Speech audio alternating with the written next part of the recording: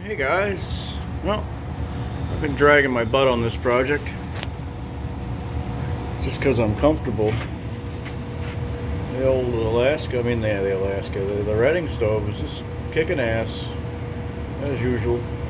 So yeah, I had to wait to get some more. I had to wait to get some more money to buy some more parts. So that's where I'm at. So I don't know if I showed anybody the updated routing here, routing. I had the return over here. I had it vertical, but the coil's right there, and if I ever have to service the coil, the domestic coil, I wouldn't be able to get it out without taking a bunch of stuff out of the way. And yeah, I know I should have put a valve or a drain at the bottom of that copper. I'll do it later. It doesn't leak. So yeah, so I moved everything over here. I don't know if I showed anybody that. I got the camera zoomed out like negative, so you can. So the basement's so small. But anyway, there's the that's the zone, not the zone, the switching relay for the pumps. I was going to use these connectors here, but the wire is going to come down. There's a doorway right here going into a little room of nothing. Well, I don't know. I think it'll look neater if I get the 90-degree jobby, so I'm going to go pick those up today. And like I said, this 1-inch PEX is a mess.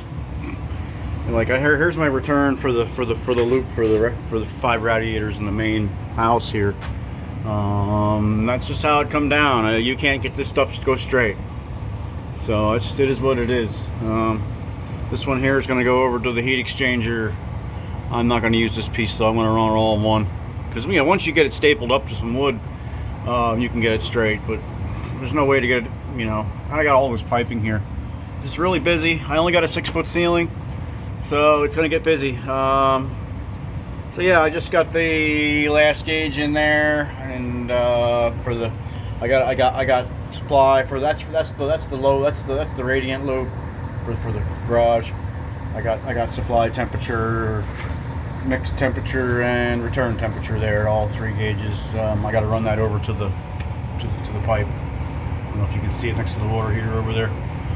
I got to cut it out of the encasement and shorten that up there, and then run the freaking 1-inch PEX over there.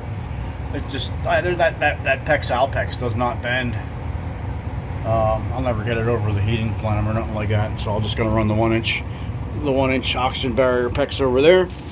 So yeah, that's where I'm at. I got to get those connectors, and then I can't wire the pumps up. I got to wire the pump up, and then I got to wire the pump, and then mount another pump, and then because once you have the pump mounted, oh yeah, the screw's in the way for the cover, so little inconvenient there. I guess if you were having to change the pump out, you just shut the valves, unbolt the pump, and then undo the wiring. No big deal. So yeah, I have 3 pumps. I'm not going to have all the zones going right now. There's the primary. Everybody saw that. It's a primary. It's a smart pump. I don't know. It's got adjustments here. See, zoom in, zoom out. Hands out of the way, so you guys can see what I got here. This one mounts upside down, but the arrows are going the right way. But yeah, let me go show. I got 2 of these. I got one for the garage loop, and I got these Taco pumps for the other ones. And like I said, I got all these pumps cheap. They can be swapped out later if they're not ideal. So yeah, hand out of the way. So yeah, I just got this. Everybody was talking about this valve on coal pail, so I had to get myself one. Took me like a week to get here, but that's hooked up. Yeah, so I got my last box of goodies. I gotta hook the chimney up. Debating on how to do that. I gotta run all the wiring, so I'll show you the other pump since that one's upside down. So like I said, I got 2 of these Wilos. I got them on eBay. But brandy new. Zoom in here. Everybody can see what I got. Everybody even focus. Oh, it doesn't want to focus. Sorry. Oh, focus. There we go.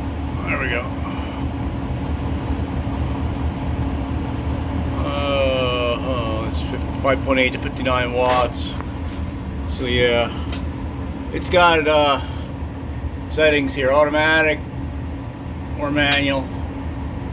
See, I don't know much about it. So there's my gauges.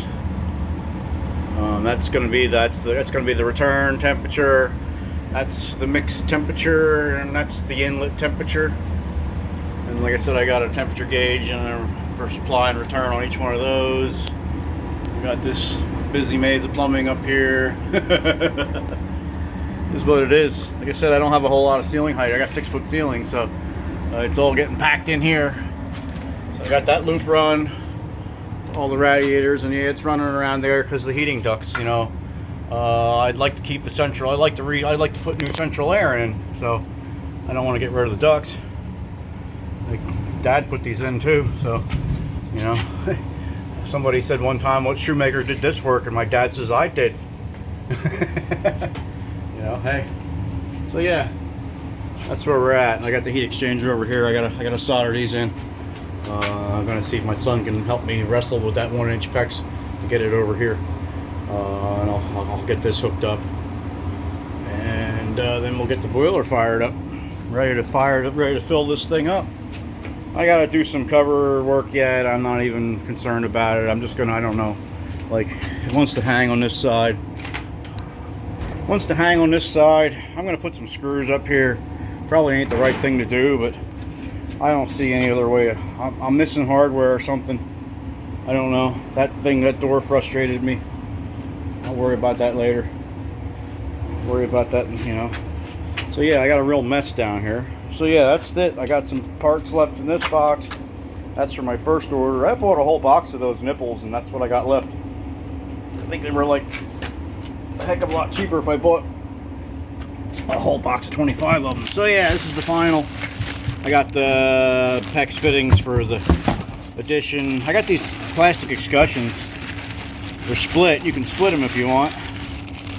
I already installed a couple radiators, so I just split them and then put the split part, hid the split part there. You can see the right there where they split. You can kind of see the groove.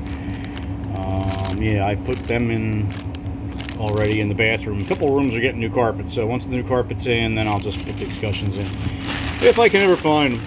Yeah, I got some pipe fittings here. I got some elbows for hooking up the garage. Out in the garage, I gotta hook it up. I didn't leave myself enough PEX Alpex to run to the manifold. You know, the PEX was shorter of the freaking black pipe, and I didn't realize that. Well, it is what it is. So I got these 2 black nipples to run over 10 and 12 inch. And then I got 2 elbows there.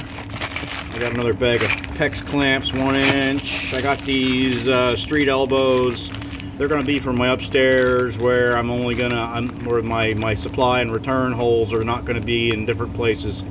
So this will be, you know, the one side. I'll screw that to the valve, and that pipe will run under the radiator, and then, you know, back downstairs. Yeah, that's for hooking up the garage. Okay, got some more elbows. That's for hooking up the radiators in the addition. And then I got another roll of this tape. This is what I've been using. And yeah, everybody's like, "Oh, you use so much tape." Well, I hope it don't leak. So I got one of these rolls here. Yep, a big roll. But it was cheaper to get the big roll than it was to get a couple smaller rolls, so I got that. I think it was like $3. And if you buy one of these small rolls at Home Depot or Lowe's or the decent stuff, it's like $7. Yeah, no, it was $4.99 or $3.99. This is the crap I started with. This stuff is garbage. It's complete garbage. I hope I don't have any problem with those joints. That stuff is garbage. Might as well just throw that away. So I started with that white tape. I think I did that joint, a couple of these joints, and I went to where did I switch to the blue tape?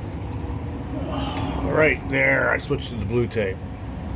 So let's hope.